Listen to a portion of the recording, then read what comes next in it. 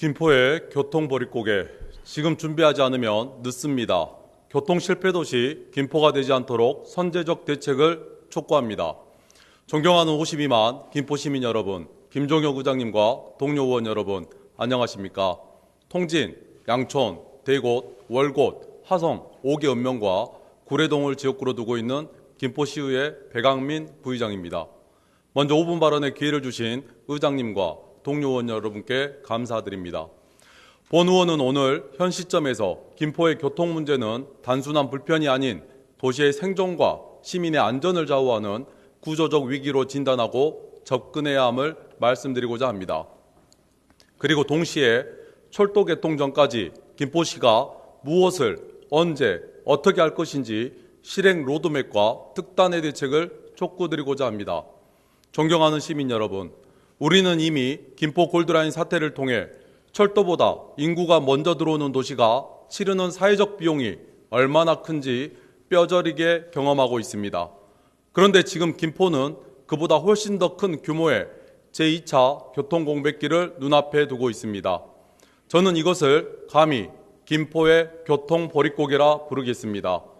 중요한 점은 이 위기가 예측이 아니라 확정된 일정이라는 사실입니다. 한강 시내폴리스를 시작으로 풍무역세권, 감정사지구, 걸포사지구, 그리고 김포 한강 2 컴팩트시티까지 수만 세대, 수십만 명의 인구가 짧은 기간에 순차적으로 김포에 들어옵니다. 대광희의 5호선 개통 목표는 2031년입니다. 그러나 해결해야 할 과제들이 여전히 산적해 있어 2033년 전후가 보다 합리적이라는 분석도 나오고 있는 상황입니다. 만약 이렇게 된다면 본격적인 입주가 시작되는 2028년부터 5호선이 개통되기 전까지 약 5년이라는 교통공백기가 발생하게 됩니다. 이 기간 동안 시민들은 김포 골드라인과 버스 그리고 이미 포화 상태인 도로망에 전적으로 의존해야 합니다. 아무 대책 없이 입주가 시작된다면 그 결과는 너무나 분명합니다. 골드라인은 혼잡을 넘어 기능 마비로 갈 것이고 올림픽대로와 주요 간선도로는 상시 정체가 구조화될 것입니다. 그리고 그 피해는 고스란히 시민의 시간, 건강, 안전, 삶의 질로 돌아올 것입니다. 더 심각한 문제는 이 위기가 일정표로 예측 가능한데도 김포시는 철도 이전 교통관리 전략이 충분히 마련되어 있지 않아 보인다는 점입니다. 존경하는 시민 여러분, 그리고 관계 공직자 여러분, 그래서 저는 오늘 실행을 담보할 특단의 체계부터 요구합니다. 김포시는 철도 개통 전 공백기 최소 5에서 7년을 전담할 시장 직속의 교통혁신본부를 즉시 설치해야 합니다. 이 본부는 철도, 버스, 도로, 환승, 수요 관리를 하나의 지휘체계로 묶어 입주 타임라인에 맞춰 선제적으로 움직이는 상설 컨트롤 타워여야 합니다. 그리고 성과는 말이 아니라 숫자로 관리해야 합니다. 출근 시간, 통행 시간, 광역버스 정시성, 골드라인 혼잡도, 환승 대기 시간 같은 시민 체감 지표를 정하고 월, 분기 단위로 공개 점검해야 합니다. 철도 개통 전 교통 공백기 대응 로드맵도 즉시 마련해야 합니다. 먼저 김포 골드라인은 증차 플러스 극한 운영체제로 들어가야 합니다.